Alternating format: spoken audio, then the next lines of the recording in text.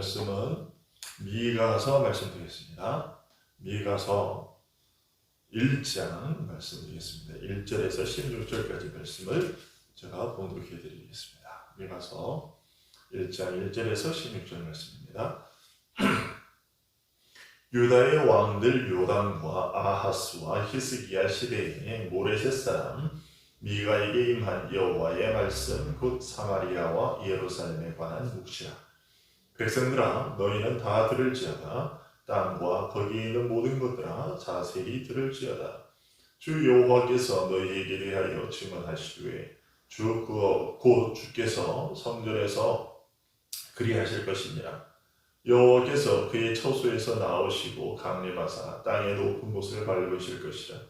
그 아래에서 산들이 높고 골짜기들이 갈라지기를 불 앞에 밀초 같고 비탈로 쏟아지는 물 같을 것이니 이는 다 야곱의 허물로 말미암음이요 이스라엘 족속의 죄로 말미암음이라. 야곱의 허물이 무엇이냐? 사마리아가 아니냐? 유다의 산당이 무엇이냐? 예루살렘이 아니냐?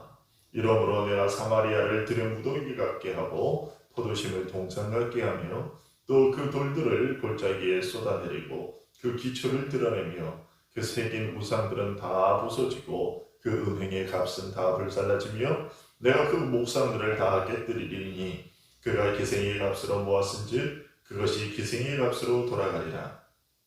이러므로 내가 애통하며 애곡하고 벌거벗은 몸으로 행하며 들깨같이 애곡하고 타조같이 애통하리니 이는 그 상처는 고칠 수 없고 그것이 유다까지도 이르고 내 백성의 성문 곧 예루살렘에도 미쳤음이니라. 가데에 알리지 말며 도무지 울지 말지어다. 내가 베들레아브라에서 티끌에 불렀도다. 살을 주민아, 너는 벗은 몸에 수치를 무릅쓰고 나갈지어다. 사안한 주민은 나오지 못하고 베데셀이 애곡하여 너희에게 의지할 곳이 없게 하리라. 마롯 주민이 근심 중에 복을 바라니 이는 재앙이 여호와께로 말미암아 예루살렘 성문에 임함이니라.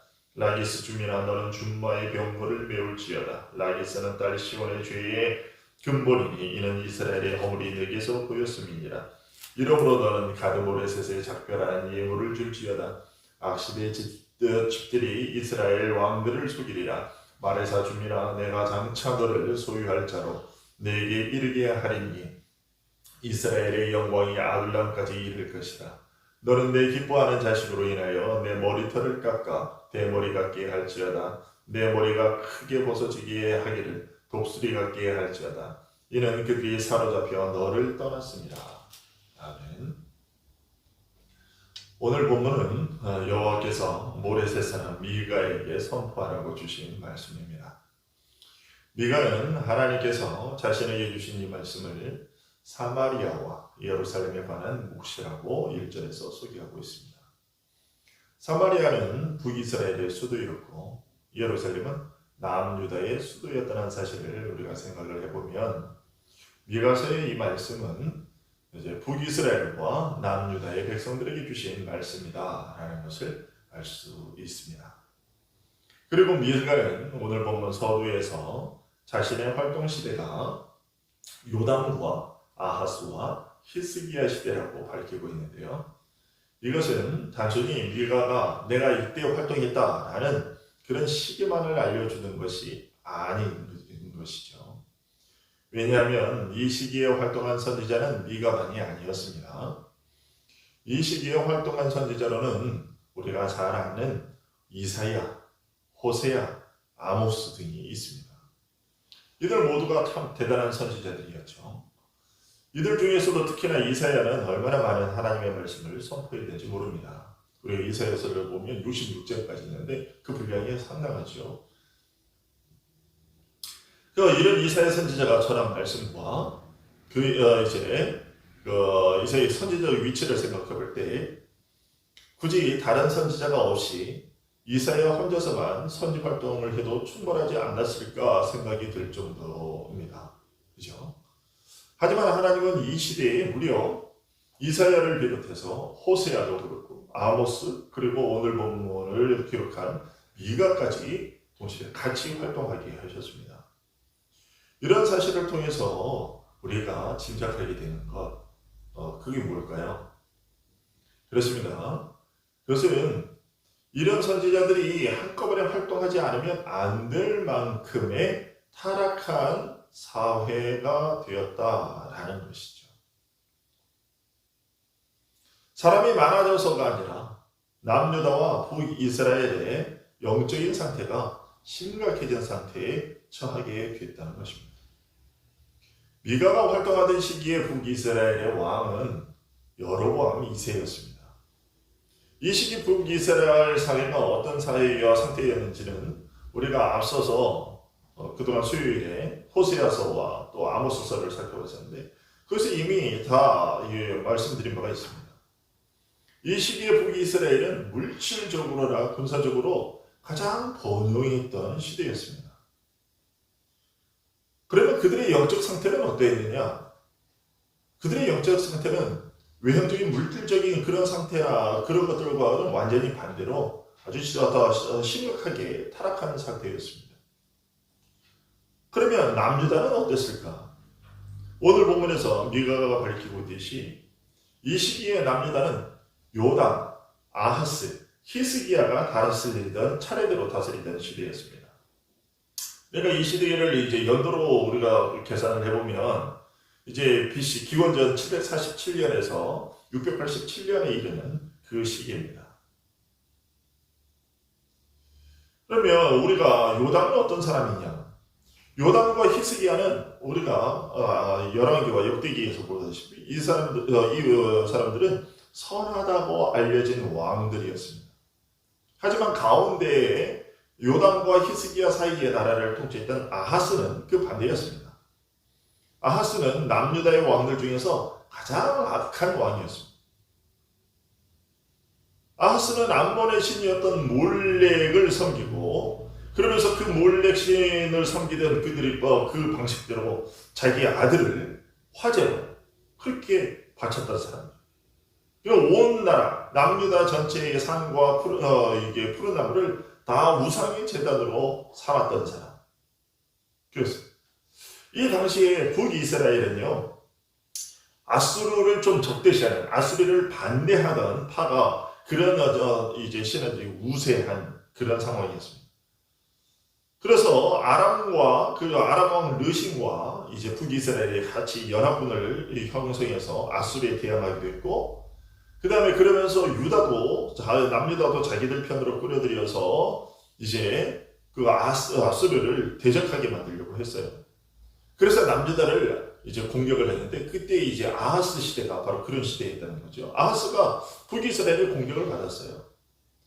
그래서 북이스라엘의 공격을 받게 되자 아하스가 어떻게 하느냐? 아하스가 자신들의 남유다만의 힘으로는 그 물리치기가 어려웠다고 판단이 돼서 다 이제 아수르에게 이제 조공을 바치고 그래서 이제 아수르의 왕 디글랏빌레셀에게 파병을 요청을 했단 말이죠. 그러자 이 아수르 왕 디글랏빌레셀은 다메섹을 정복하고 그 다음에 아람 왕 르신을 죽였습니다. 후에 아하스가 이제 그래서 다메섹을 방문하러 갔다가 거기 있는 단을 봤습니다. 그리고 그 모양 그것을 그대로 그려가지고 자기 나라로 돌아와서 남유다로 돌아와서는 제사장 우리아에게 그 우상을 그것대로 그대로 만들게 했던 그런 사람이었어요.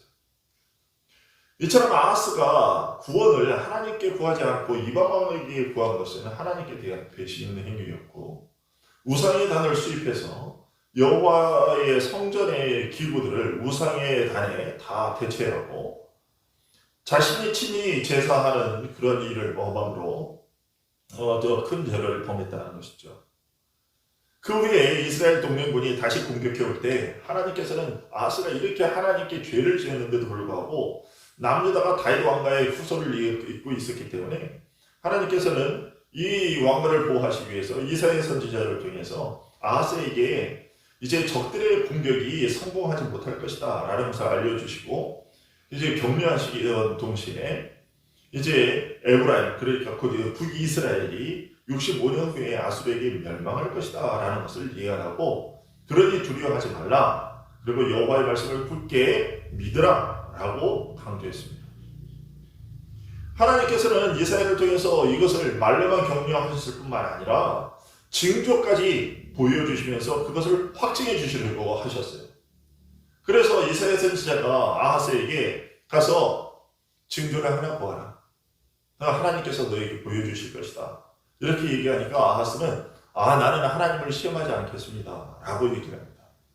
그 말 자체만 보면 아하스가 되게 신앙적인 사람인 것처럼 보이지만 사실은 그거는 반대였다는 것입니다. 그의 속마음은 하나님은 하나님이 어떻게 뭔 수로 나를 구원한단 말이냐.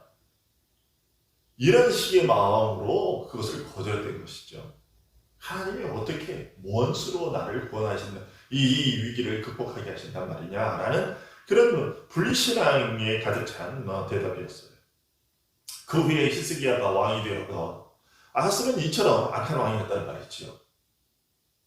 그 후에 히스기야가 이제 왕이 되어서 남유다를 신앙으로 개혁하기 위해서 많은 노력을 기울였지만 백성들은 이미 그 아하스 왕 때 했던 그러한 우상숭배에 철저히 물들어 있었고요.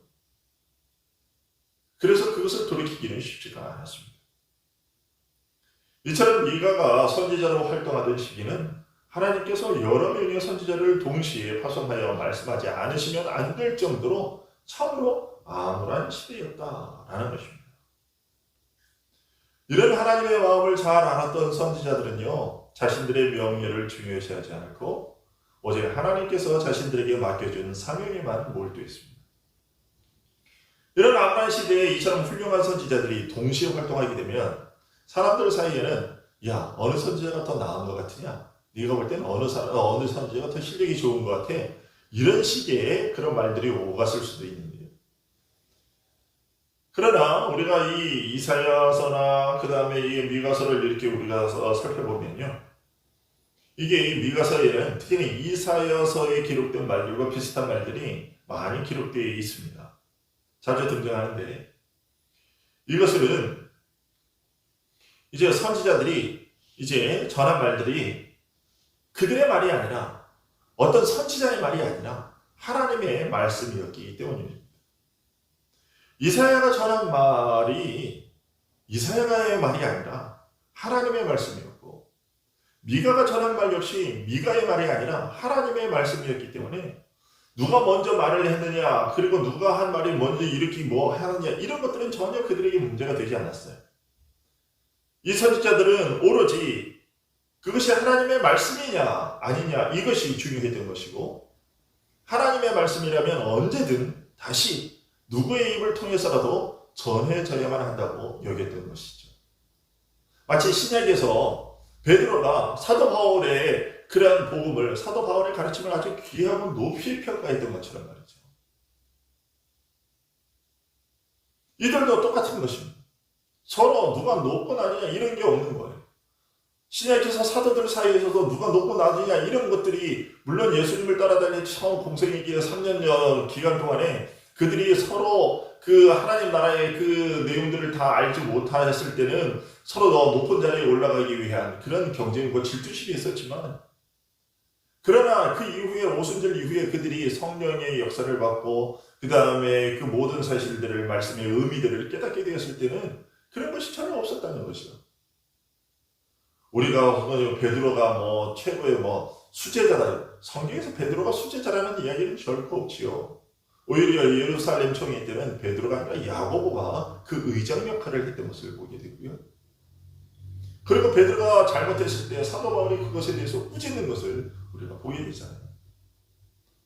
높고 낮음이 없었고 오직 하나님의 말씀이냐 아니냐 이게 중요했던 것이죠.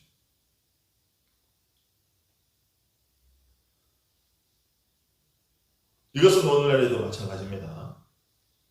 어느 목사가 말했느냐가 중요한 것이 아닙니다. 여러분 이사야서는 아까 말씀드렸지만 이사야서는요 선지서 중에 가장 분량이 많이 66장이나 되거든요. 근데 미가나 요나나 이런 선지자들은 또 호세아나 아모스는 그렇게 많은 예언의 내용들이 기록되어 있지 않습니다. 그러면 미가의 말이 하찮은 것입니까? 절대 그렇지 않죠. 아모스가 짧게 예언했다고 그의 예언들이 짧다고 그래서 아모스의 말이 우습게 여겨도 이사야의 말보다 가벼운 것이냐? 절대 그렇지 않습니다. 그런데 오늘날 많은 성도들이 어떤 생각을 하냐면 큰 교회, 대형 교회 목사님이 얘기하면 그것은 중요하고 작은 교회 목사님이 얘기하면 그건 중요하다고 얘기해요. 별로 그렇게 인식하지 않아요.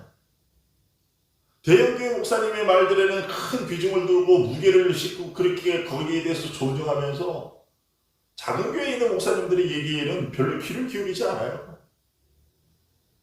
여러분, 교회의 덩치가 중요한 것이 아니고 그것이 지금 하나님의 말씀이냐 아니냐가 중요한 거예요. 그리고 하나님의 말씀일 경우에는 그 누구도 목회자들도 설교자들도 다 그 말씀 앞에 굴복해야 되는 것이고 비록 자기 시골 교회에 한두 명을 놓고 목회하는 목사님의 말이라도 할지라도 그것이 하나님의 말씀에 근거한 하나님의 말씀이면 대형교회 목사님들도 그 말씀 앞에서 겸손히 엎드리고 그 말씀을 또한 바른 말씀이고 옳은 말씀이면 그 말씀을 이용해서 얼마든지 얘기할 수 있고요. 성도들은 그런 말씀이 들려질 때마다 겸손하게 그 말씀에 반응해야 되는 것이죠. 그렇습니다. 오늘도 여전히 하나님께서는 우리들에게 하나님의 말씀을 전하시기를 원하시고, 그래서 우리 그의 백성들이 그 마음에 하나님의 말씀을 새기기를 원하십니다. 그래서 여러분들 우리가 중요한 것은 말씀을 들을 때 중요한 것은 그 말씀을 전하는 자가 어떤 자냐라고 했을 때 이제 그가 큰 교회 목사냐 작은 교회 목사냐 어린아이냐 나이든 노년이냐 이게 중요한 것이 아니라 그 말씀이 하나님의 말씀이냐 아니냐가 중요한 것입니다. 이것을 우리가 잘 기억하고 하나님의 말씀이라면 거기에 우리가 기꺼이 복종하는 우리들이 되어야 할 것입니다. 이런 사실들은요 이제 2절의 외침에서 그대로 잘 드러나는데요. 2절에서 선지자는 백성들아 너희는 다 들을지어다 이렇게 다 들을지어다 땅과 거기에 있는 모든 것들아 자세히 들을지어다 주 여호와께서 너희에게 대하여 증언하시되 라고 외치고 있습니다. 자, 이 들을지어다 라고 하는 이 말을요 단순히 설교를 실력하기 위해서 의례적으로 행하는 수사법적인 그런 표현이 아니고요 겉으로 드러나는 대로 세상의 모든 백성들이 들어야 할 말이라고 하는 것도 아닙니다. 지금 이제 땅과 거기에 있는 모든 것들아 자세히 들을지어다 라고 얘기하는 것이 이제 모든 사람들에게 선포되고 있는 그 대상을 밝히고 있는 얘기가 아니고요. 1절에서 밝히고 있는 대로 지금 선포되고 있는 이 미가의 말씀은 하나님의 백성이라고 일컬음받는 자들을 대상으로 해서 전해지고 있는 말입니다. 따라서 2절의 이 말씀은요. 하나님의 백성이라고 하는 너희 남유다와 북이스라엘의 백성들이 이제 선포될 하나님의 말씀을 듣고서도 회개하지 않고 계속해서 불순종하게 된다면 너희들의 그 불신앙과 불순종이 모든 민족들에게 명백하게 드러나게 될 것이다 라고 얘기합니다. 그러니까 이게 쉽게 무슨 얘기냐면 이런 식입니다. 자, 우리가 어떤 사람하고 시비를 논하게 될 때, 잘잘못을 따지게 될 때 이런 것이죠. 거기 사람들 한번 이리 와서 우리 말 좀 들어보십시오. 제가 하는 말 좀 들어보십시오. 제가 하는 이 말이 과연 더 틀린 말을 하는 것인지 과연 당신들이 그것을 한번 판단해 보십시오. 라고 사람들을 불러 모은 것 같은 그런 표현인 것입니다. 땅과 거기 있는 모든 땅의 것들아 와서 한번 내가 하는 말들 좀 한번 들어봐라. 내가 이제 이 남유다 북이스라엘 백성들에게 하는 말을 한번 들어봐라. 라는 얘기입니다. 그러면서 하나님께서 이제 그 사람들 앞에서 모든 것들 앞에서 이들을 고발하시겠다는 것이죠. 이들의 죄악성들을 이제 밝히 드러내서 고발하시겠다는 겁니다.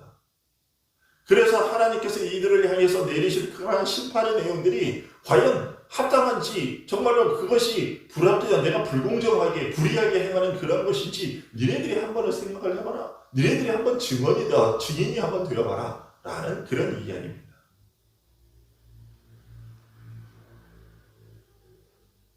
하나님께서 세계의 모든 민족들 앞에서 자신의 말씀을 선포하면서 그들을 증인으로 세우고 그 선포된 말씀에 대한 이스라엘 백성들의 태도가 어떠했는지를 한번 보라고 하시는 것이죠.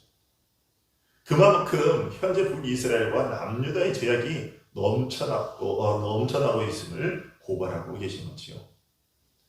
하나님은 이처럼 하나님의 말씀을 거역하고 있는 북이스라엘과 남유다의 백성들을 그냥 지켜보고만 계시지 않겠다고 하십니다.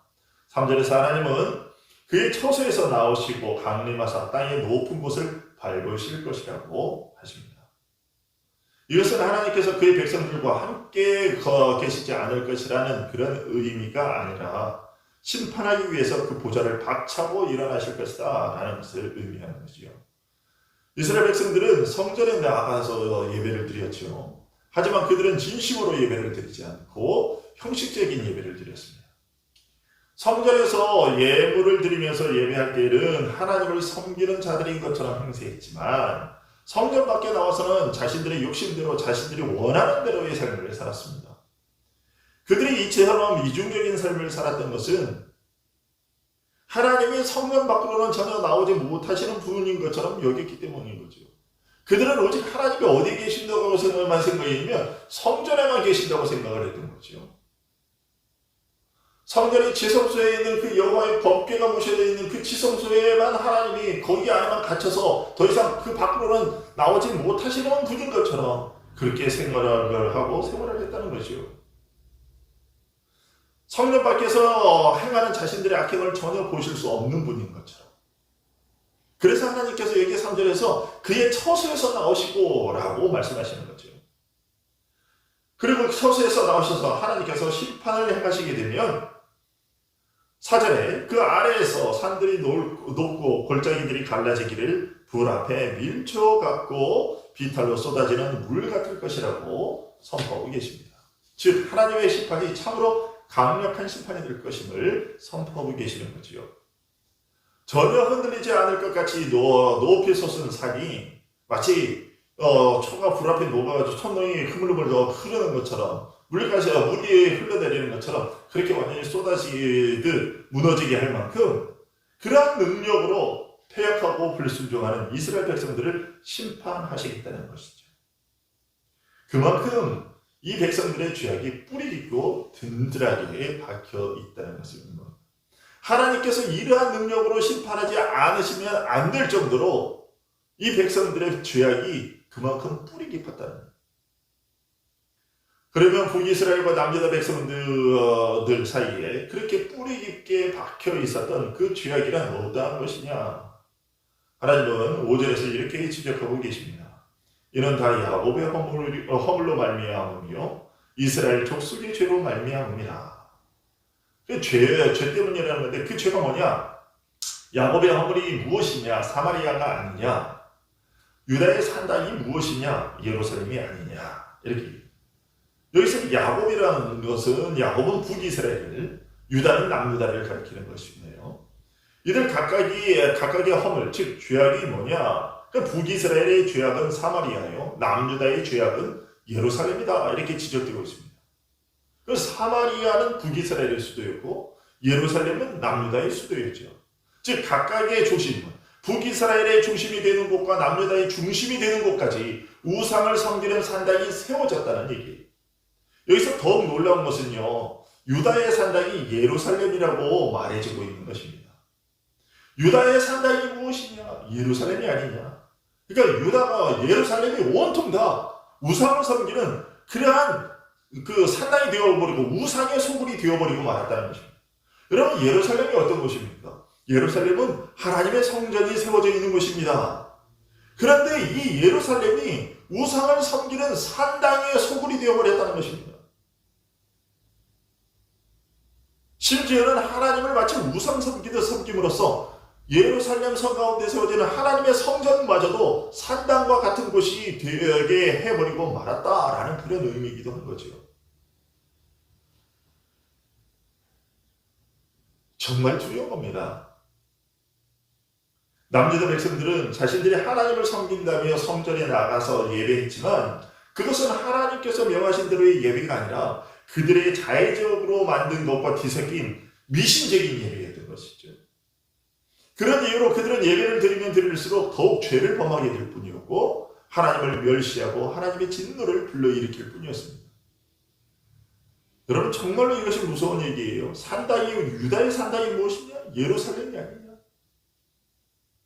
하나님을 마치 우상을 섬기듯이 미신적으로 그렇게 섬김으로써 거기까지도 우상의 성전이 되도록 만들어버렸다라는 거예요. 이런 일에 대해서 하나님이 어떻게 행하셨을까요? 하나님의 이런 진노는, 이런 일들에 대한 하나님의 진노는 6절과 7절에서 다시 한번 선포되고 있습니다. 이러므로 내가 사마리아를 들의 무더기 같게 하고 포도심을 동산 같게 하며 또 그 돌들을 골짜기에 쏟아내리고 그 기초를 드러내며 그 새긴 우상들은 다 부서지고 그 음행의 값은 다 불살라지며 내가 그 목상들을 다 깨뜨리리니 그가 기생의 값으로 모았은즉 그것이 기생의 값으로 돌아가리라. 6절에 들의 무더기는 농부들이 밭을 갈 때 밭에 흩어져 있던 돌들을 한쪽 귀퉁이에 모아둔 것, 그것을 얘기하는 건데요. 그래서 여기서 뭐냐면 이 6절의 이 말은요, 금은과 각종 보석으로 보석으로 된 장식물로 화려하게 치장되어 있었던 그 번영을 구가하던 사마리아가 이제 그와 같이 폐허가 될 것이다 라고 얘기하는 것입니다. 그리고 포도심을 동산 같게 하며, 아니 이 포도심을 동산하면 언뜻 보면 좋은 것 같잖아요. 좋은 것 같은데 시판 같지 않은 것 같은데, 그런데 이게 그런 말이 아니고 이게 뭐냐면 사람이 살지 않음으로 말미암아 땅이 황폐하게 되면서 그렇게 이제 다른 것들이 홍막이 덮이는 그러한 땅이 될 것이라는 얘기입니다. 마치 나중에 이스라엘 백성들이요 그렇게 됩니다. 다 포로로 끌려가면서 경쟁할 사람이 없게 되잖아요. 그렇게 돼서 그 땅이 동물들과 그리고 온갖 수목들이 자라나는 그런 땅이 되어버리고 말 것이라고 얘기를 했는데 바로 그런 것입니다. 그리고 이어서 하나님은 우상들을 다 부숴버릴 것이고 그들이 우상을 숭배하며 바친 모든 재물들이 대적들에 의해 탈취되거나 불태워지게 할 것이라고 말씀하십니다. 7절에 보게 되면 내가 그 목상들을 다 깨뜨릴 것이다 이렇게 얘기하고 그가 기생의 값으로 모았은지이라고 얘기하는 것은 바로 음행의 값으로 우상을 섬기면서 이제 모았다 하는 건데, 그러면 우상이 주었다 그런 얘기입니까? 그런 거 아니죠. 이게 뭐냐면 우리가 앞에 써서 우리가 이제 호세아서와 이런 것들을 배울 때 우리가 본 것처럼 뭐냐면 사실 북이스라엘 여로보암 2세 때의 최고의 그런 부가 쌓였는데 그 부는 다 하나님께서 주신 것이었습니다. 그런데 하나님께서 주신 것이었는데 이스라엘 백성들은 그것을 자신들이 섬기는 우상이 준 것이라고 생각을 했다는 거죠. 하나님께서 여기서 기생의 값으로 모았은지이라고 얘기하는 것은 바로 그것입니다. 기생의 값으로 모았은지 그것이 기생의 값으로 돌아가리라. 결국은 그대로 다 음행을 행한 것대로 그 비용대로 다 치르게 될 것이다. 하나도 남김없이 다 빼앗기게 될 것을 얘기하고 계신 것입니다. 여러분, 우리도 이런 점을 잘 유념해야 될 것입니다. 우리들이 드리는 예배가 과연 하나님께서 명하신 예배와 일치하는가? 우리가 자의적으로 우리의 기쁨과 만족을 위해서 사람을 기쁘게 하기 위해 만들어 놓고선 하나님을 위한 예배라는 이름으로 포장하고 있는 것은 아닌지 우리가 조심해봐야 될 거예요. 그런 예배를 드리면 드릴수록 하나님을 노엽게 할 뿐이고요. 그렇게 되면 나중에 오늘 하나님께서 6절과 7절에서 선포하시는 것처럼 이러한 하나님의 진노 아래 우리의 모든 것들이 다 사라지게 될 수도 있다라는 것을 여러분 기억해야 될 것입니다. 이어서 선지자는 북이스라엘이 하나님의 철저한 심판을 받게 되듯이 남유다 역시도 그와 동일한 수준의 하나님의 심판을 받게 될 것을 8절에부터 16절까지 해서 예언을 하고 있습니다. 먼저 8절에서 선지자는 내가 애통하며 애국하고 벌거벗은 몸으로 행하며 들깨같이 애국하고 타조같이 애통하리니 라고 얘기하고 있는데요. 여기서 벌거벗은 몸은 장차 북이스라엘이 아수르에 의해서 멸망당해서 그와 같은 모습으로 벌거벗겨진 모습으로 제대로 옷도 걸치지 못한 그러한 상태로 끌려가게 될 것을 얘기하고 있는 겁니다. 그런데 이런 일이 지금 남유다에게도 그대로 이어질 것이다 라고 이제 선포하고 있는 것이죠. 9절이 있는데 이는 그 상처는 고칠 수 없고 그것이 유다까지도 이르고 북이스라엘이 당하는 그러한 일이 남유다에도 이를 것이다. 그래서 내 백성의 성은 곧 예루살렘에도 미쳤습니다. 이렇게 얘기합니다. 그러면서 남유다의 10개 성읍들의 멸망을 이제 10절에서부터 15절까지 해서 얘기를 하는데요. 가장 먼저 언급되고 있는 것이 11절의 사빌입니다.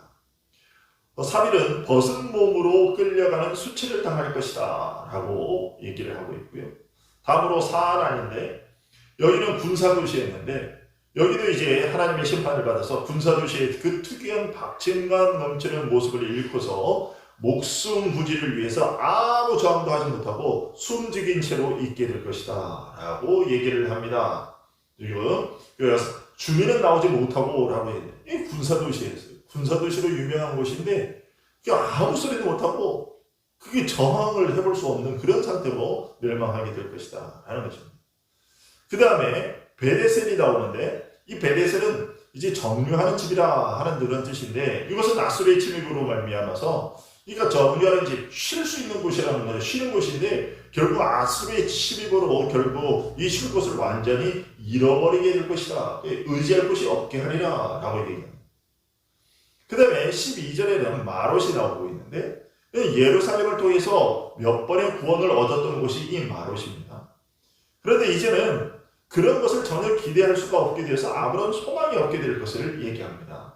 자, 마롯 주민이 근심 중에 복을 바라니 이 복을 바라는 것은 예루살렘을 바라는 것입니다. 예루살렘을 통해서 몇 번의 도움을 받았어요. 그러나 이는 재앙이 여호와께로 말미암아 예루살렘 성문에 임하게 합니다. 그러니까 하나님의 재앙이 예루살렘에 임해서 예루살렘도 자기 코가 섭자해서 너희 마롯 주민들을 도와줄 수가 없다라는 얘기죠. 그들이 아무런 소망도 얻지 못하는, 구원의 소망을 얻지 못하는 것을 얘기를 하고 있는 것입니다. 자, 그 다음에 이제 13절을 보면 라게스인데요. 이 사람들은 빠른 말을 타고 도망하는 것 외에는 다른 살 길이 없을 것이다 라고 얘기합니다. 주민아 너는 준마의 병거를 메울지어다. 이 얘기는요 도망갈 준비를 하라는 것이죠. 왜냐하면 너희는 그것밖에는 너희들이 살 길이 없다. 그러니까 쫄딱 망했다는 얘기입니다. 그렇게 빨리 도망하지 않으면 너희들은 그 칼날에 다 멸망당하고 말 것이다. 그런 그런 얘기지요. 더군다나 이 라게스는 일컬어지기를 딸 시온의 죄의 근본, 시온은 예루살렘을 얘기하는데 그 예루살렘이 죄를 짓도록 하는데 근본이 되었다라고 얘기를 하고 있습니다. 이게 유다 백성들의 신앙을 더럽히는 창구 역할을 했기 때문에 이들이 이러한 심판을 받는 것이죠. 그 다음에 14절에 오게 되면 이제 가드모레셋인데 가드모레셋은 이제 남유다가 아수르에게 굴복하는 뜻의 이제 공물을 바치게 될 것이고 그 다음에 악십이 있는데 악십은 아수르가 침입할 때 쉽게 굴복해서 그 길을 터줌으로 말미암아 유다가 정복되도록 돕는 자의 역할을 하게 될 것이다 라고 합니다. 여기 이스라엘 왕들을 속이리라. 이게 뭐냐면 악십이 그렇게 버티지 못하고 마치 반역하듯이 배반하듯이 배신하듯이 그 길들을 터져버리고 말 것이다 라는 그런 의미인 것이죠. 그 다음에 15절에 이제 마레사가 등장하는데 마레사는 아수르에게 상속물로 바쳐지는 것처럼 되게 될 것이다 라고 얘기하고 있습니다. 마레사 주민아 너는 장차 너를 소유할 자로 내게 이르게 하리니 내가 이렇게 얘기를 합니다. 그래서 소유물처럼 이제 상속물처럼 바쳐지는 아수르에게 그러한 곳이 될 것이다 라고 얘기하고 있고 그 다음에 이스라엘의 영광이라고 되어 있는데 이스라엘의 영광이라는 말은 바로 이스라엘의 왕을 가리키는 것이죠. 이 왕이 아둘람, 여러분 잘 아시죠? 이 아둘람은 우리가 다윗이 사울 왕에게 쫓길 때 그 사울 목숨을 부지하기 위해서 피신해서 숨었던 굴이 있었던 곳이 아둘람이죠. 아둘람에는 이렇게 굴들이 많이 있었는데 거의 이스라엘 국경의 끝입니다. 끝자락인데 그러니까 이스라엘의 왕이 목숨 부지하기 위해서 큰 국경 끝까지 예전에 우리나라 그 왕이 이제 중국의 침입을 피하기 위해서 강화도로 또 도망을 가고 저기 평양까지 이제 한성을 버리고 궁을 버리고 저기 평양까지 이제 도망을 가는 그런 일들처럼 그렇게 될 것이라는 얘기죠.